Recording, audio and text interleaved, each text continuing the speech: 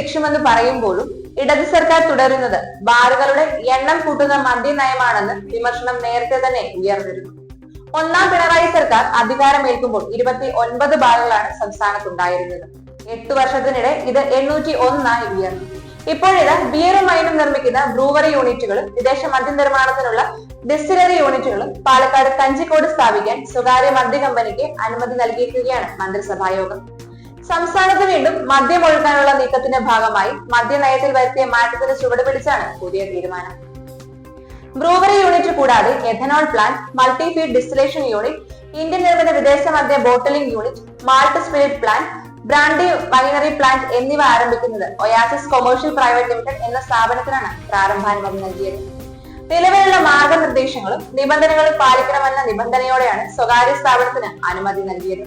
ഒന്നാം പിണറായി സർക്കാരിന്റെ കാലത്ത് ബ്രൂവറി ഡിസ്റ്റിലറി യൂണിറ്റ് ആരംഭിക്കാൻ അനുമതി നൽകിയതിലെ വൻ അഴിമതി ചൂണ്ടിക്കാട്ടി അന്നത്തെ പ്രതിപക്ഷ നേതാവ് രമേശ് ചെന്നിത്തല രംഗത്ത് വന്നിരുന്നു. ഇത് സർക്കാരിനെ പ്രതിരോധത്തിലാക്കിയതോടെ ബ്രൂവറി യൂണിറ്റുകൾ ആരംഭിക്കാനുള്ള തീരുമാനത്തിൽ നിന്ന് സർക്കാർ പിന്മാറിയിരുന്നു. മന്ത്രിസഭ തീരുമാനത്തിലൂടെ പഴയ തീരുമാനവുമായി സർക്കാർ മുന്നോട്ട് പോകുന്നുവെന്ന് വ്യക്തമായി. അതേസമയം സർക്കാർ നടപടി പുതിയ രാഷ്ട്രീയ വിവാദങ്ങളും ഉയർത്തും. സ്വകാര്യ മദ്യ കമ്പനിക്ക് അനുമതി നൽകിയത് അഴിമതിയുടെ ഭാഗമാണെന്ന ആരോപണം വീണ്ടും ഉയരാം. തീരുമാനം വരാനിരിക്കുന്ന നിയമസഭാ സമ്മേളനത്തിൽ ചൂടുപിടിപ്പിക്കും.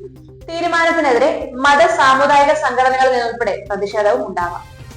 UDF സർക്കാർ കൂട്ടിയ 282 ബാറുകൾ തുറക്കാൻ അനുമതി നൽകിയാണ് പിണറായി സർക്കാരിന്റെ ആദ്യ മദ്യനയം പിറന്നത്.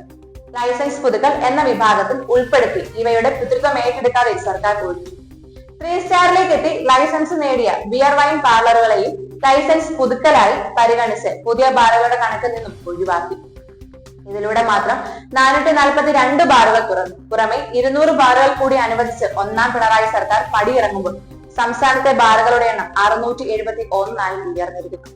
രണ്ടാം പിണറായി സർക്കാരിന്റെ കാലത്ത് ഇതുവരെ 130 ബാറുകൾ പുതിയതായി ലൈസൻസ് നൽകിയിട്ടുണ്ട്. ഇതിൽ 33 ബിയർ വൈൻ പാർലറുകളിൽ നിന്ന് ബാറുകളായി മാറിയവയാണ്. ശേഷിക്കുന്ന 97 മാത്രമാണ് പുതിയ ബാറുകളെന്ന് സർക്കാർ വാദം.